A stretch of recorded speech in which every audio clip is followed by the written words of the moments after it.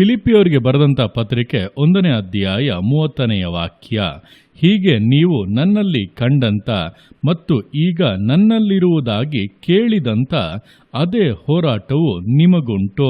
ಈ ವಾಕ್ಯದಲ್ಲಿ ಅಪೊಸ್ತಲನಾದ ಪೌಲನು ಸುವಾರ್ತೆಯ ವಿಷಯವಾಗಿ ಅನುಭವಿಸಿದಂಥ ಕಷ್ಟಗಳ ಕುರಿತಾಗಿ ತಿಳಿಸುತ್ತಾ ನುಡಿದಂಥ ಸಂಗತಿಗಳನ್ನು ವಿವರಿಸಲಾಗಿದೆ.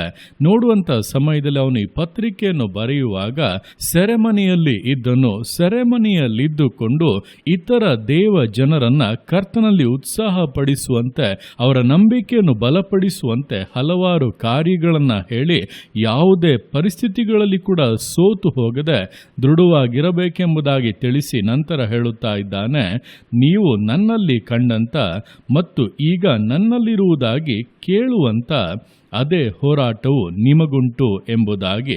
ಅಂದರೆ ನಾನು ಕ್ರಿಸ್ತನಿಗೋಸ್ಕರ ಬಾಧೆ ಪಡುತ್ತಾ ಇದ್ದೇನೆ. ಆ ಬಾಧೆಯಲ್ಲಿ ನಾನು ಒಳಗಾದರೂ ಕೂಡ ಕ್ರಿಸ್ತನ ಮಾರ್ಗವನ್ನು ಬಿಟ್ಟು ಹಿಂಜರಿಯಲಿಲ್ಲ, ಆತನನ್ನು ಬಿಟ್ಟು ಅಗಲಿ ಹೋಗಲಿಲ್ಲ.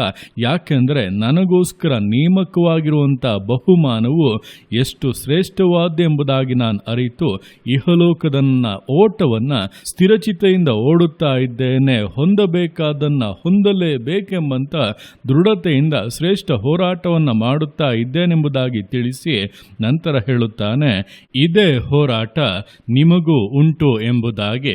ಅಂದರೆ ಯೇಸು ಕ್ರಿಸ್ತನ ಹೆಜ್ಜೆ ಜಾಡುಗಳನ್ನು ನಾವು ಹಿಂಬಾಲಿಸುತ್ತಾ ಇರುವಾಗ ಯೇಸು ಕ್ರಿಸ್ತನು ಏನೆಲ್ಲ ಬಾಧೆಗಳನ್ನು ಅನುಭವಿಸಿದನೋ ಅದರಲ್ಲಿ ಸ್ವಲ್ಪ ಪಾಲನ್ನು ನಾವು ಕೂಡ ಅನುಭವಿಸಬೇಕಾಗಿ ಬರುತ್ತದೆ.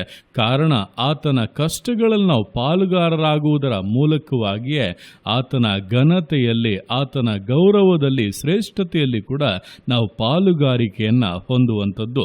ಆದ್ದರಿಂದ ವಿಶ್ವಾಸ ಮಾರ್ಗದಲ್ಲಿ ಕಷ್ಟಗಳು ಬಂದ ಕೂಡಲೇ, ಇಕ್ಕಟ್ಟುಗಳು ಬಂದ ಕೂಡಲೇ ಅಯ್ಯೋ ಯಾಕೆ, ಏನು ದೇವರು ಕೈ ಬಿಟ್ಟು ಬಿಟ್ಟರ, ಮರೆತು ಬಿಟ್ಟರ, ನನ್ನ ಪ್ರಾರ್ಥನೆಯನ್ನು ಕೇಳುತ್ತಾ ಇಲ್ಲವ, ನಾನೇನು ಪಾಪ ಮಾಡಿದೆ, ನಾನೇನು ತಪ್ಪು ಮಾಡಿದೆ, ನಾನು ನೀತಿವಂತನಾಗೆ ನಡೆಯುತ್ತಾ ಇದ್ದೇನಲ್ಲ ಎಂಬುದಾಗಿ ಇಂತಹ ವಿಷಯಗಳನ್ನು ಹೇಳಿಕೊಂಡು ನಂಬಿಕೆಯಲ್ಲಿ ಕುಂದಿ ಹೋಗದೆ, ಇದು ನನ್ನ ವಿಶ್ವಾಸ ಮಾರ್ಗದಲ್ಲಿ ಎದುರಾಗುತ್ತಿರುವಂಥ ಹೋರಾಟ, ನಾನಿದನ್ನು ಜಯಿಸುತ್ತೇನೆ, ಇದರ ಮೇಲೆ ಜಯವನ್ನು ಹೊಂದಬೇಕಾಗಿರುವಂಥ ಮೇಲುಗಳನ್ನು, ಆಶೀರ್ವಾದಗಳನ್ನು, ಬಹುಮಾನವನ್ನು ಹೊಂದುವಂತೆ ಧೈರ್ಯವಾಗಿ ಮುನ್ನಡೆಯುತ್ತೇನೆ ಎಂಬಂಥ ಮನೋಭಾವದಿಂದ ನಾವು ಕಾರ್ಯಗಳನ್ನು ಮಾಡುವುದಾದರೆ ಖಂಡಿತವಾಗಿ ವಿಶ್ವಾಸ ಜೀವಿತದಲ್ಲಿ ಜಯಿಸಬಹುದು. ಹೊಂದಬೇಕಾದನ್ನು ಹೊಂದಿ ಕರ್ತನ ರಾಜ್ಯದಲ್ಲಿ ಸಂತೋಷವಾಗಿ ಪ್ರವೇಶಿಸಬಹುದು. ನೋಡುವಾಗ ಇದೇ ಪತ್ರಿಕೆಯಲ್ಲಿ ಸೆರೆಮನೆಯಲ್ಲಿ ಕಷ್ಟಪಡುವವನಾಗಿದ್ದಂಥ ಪೌಲನು ಹೇಳುತ್ತಾನೆ, ಯಾವಾಗಲೂ ಕರ್ತನಲ್ಲಿ ಸಂತೋಷಿಸಿರಿ, ಸಂತೋಷ ಪಡಿರಿ ಎಂಬುದಾಗಿ ಹೇಳುತ್ತಾ ಇದ್ದಾನೆ. ಇದು ಹೇಗೆ ಸಾಧ್ಯ ಅಂದರೆ ಇದು ಕ್ರಿಸ್ತನ ಬಾಧೆಗಳಲ್ಲಿ ನಾವು ಪಾಲುಗಾರರಾಗುತ್ತಾ ಇರುವಂಥದ್ದು ಎಂಬುದಾಗಿ. ಹಾಗೆ ಇದನ್ನು ನಾವು ಜಯಿಸಬೇಕು ಎಂಬಂಥ ಮನೋಭಾವದಿಂದ ಜೀವಿಸುವಂಥ ಸಮಯದಲ್ಲಿ ಮಾತ್ರ ಸಾಧ್ಯ. ಆದ್ದರಿಂದ ಈ ದಿವಸಗಳಲ್ಲಿ ಕಷ್ಟಗಳ ಮಧ್ಯದಲ್ಲಿ, ಸಮಸ್ಯೆಗಳ ಮಧ್ಯದಲ್ಲಿ, ಹೋರಾಟಗಳ ಮಧ್ಯದಲ್ಲಿ, ನಿಂದೆ ಅವಮಾನಗಳ ಮಧ್ಯದಲ್ಲಿ ನಮ್ಮ ಮನಸ್ಥಿತಿ ಹೇಗಿದೆ, ನಮ್ಮ ಭಾವನೆಗಳು ಹೇಗಿದೆ, ನಾವು ಅದನ್ನು ಯಾವ ರೀತಿಯಾಗಿ ಎದುರಿಸುತ್ತೇವೆ, ಜಯಿಸುತ್ತೇವೆ ಎಂಬುದು ಬಹಳ ಪ್ರಾಮುಖ್ಯ ಎಂಬುದನ್ನು ಅರಿತವರಾಗಿ ಸುಮ್ಮನೆ ವ್ಯರ್ಥವಾದಂಥ ಕಾರ್ಯಗಳಿಗೆ, ಸೋಲುಗಳಿಗೆ, ಕುಂದಿಸುವಿಕೆಗಳಿಗೆ ಅವಕಾಶವನ್ನು ಕೊಡದೆ ಕರ್ತನಲ್ಲಿ ಬಲಗೊಂಡು ಯೇಸು ಕ್ರಿಸ್ತನ ಹೆಜ್ಜೆ ಜಾಡುಗಳನ್ನು ಅನುಸರಿಸುತ್ತಾ ಆತನ ಕಷ್ಟಗಳಲ್ಲಿ ನಾನು ಪಾಲುಗಾರನಾಗುತ್ತೇನೆ, ಅದೇ ಪ್ರಕಾರವಾಗಿ ಆತನ ಜಯದಲ್ಲಿ, ಆತನ ಘನತೆಯಲ್ಲಿ ಕೂಡ ನಾನು ಪಾಲುಗಾರನಾಗುತ್ತೇನೆಂಬಂಥ ದೃಢತೆಯಿಂದ, ಸಮರ್ಪಣೆಯಿಂದ, ವೈರಾಗ್ಯದಿಂದ ಜೀವಿಸುವುದಾದರೆ ಖಂಡಿತವಾಗಿ ಜಯಿಸುತ್ತೀರಾ, ಶ್ರೇಷ್ಠತೆಗಳನ್ನು ಹೊಂದುತ್ತೀರಾ ಎಂಬುದನ್ನು ತಿಳಿದು ದೇವರ ಕರಗಳಲ್ಲಿ ಸಮರ್ಪಿಸಿ ವಿಧೇಯತೆಯಿಂದ, ದೃಢತೆಯಿಂದ, ಸಮರ್ಪಣೆಯಿಂದ ವಿಶ್ವಾಸ ಜೀವಿತಗಳನ್ನು ಮುನ್ನಡೆಸೋಣ. ದೇವರ ಕರಗಳಲ್ಲಿ ಸಮರ್ಪಿಸಿ ಪ್ರಾರ್ಥಿಸೋಣ. ಯೇಸುವೆ ಸ್ತೋತ್ರ ರಾಜ, ಕೊಟ್ಟಂಥ ದಿವಸಕ್ಕೋಸ್ಕರ ಸ್ತೋತ್ರ ಕರ್ತನೆ. ಈ ದಿವಸ ನಿನ್ನ ಕರಗಳಲ್ಲಿ ಸಮರ್ಪಿಸ್ತಾನೆ. ಪ್ರತಿಯೊಂದು ಜೀವಿತಗಳನ್ನು ನೀನು ಆಳ್ವಿಕೆ ಮಾಡು, ಬಲಪಡಿಸು ಕರ್ತನೆ.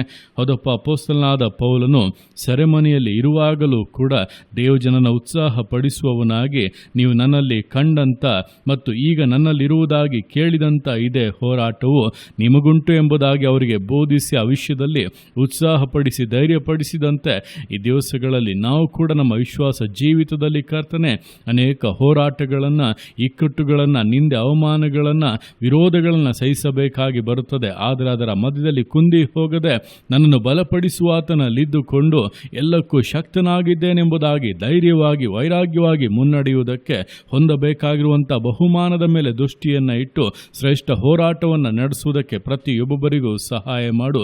ಎಲ್ಲ ಬಲಹೀನತೆಗಳನ್ನು, ಕುಂದಿಸುವಂಥ ಕಾರ್ಯಗಳನ್ನು, ಕುಗ್ಗಿಸುವಂಥ ವಿಷಯಗಳನ್ನು ನೀಗಿಸಿ ಧೈರ್ಯದಾತ್ಮನಿಂದಲೂ ವಿಶೇಷವಾದ ಬಲದಿಂದಲೂ ತುಂಬಿಸಿ ನಡೆಸಬೇಕೆಂದು ಪ್ರಾರ್ಥಿಸ್ತಾ ಇದ್ದಾನೆ.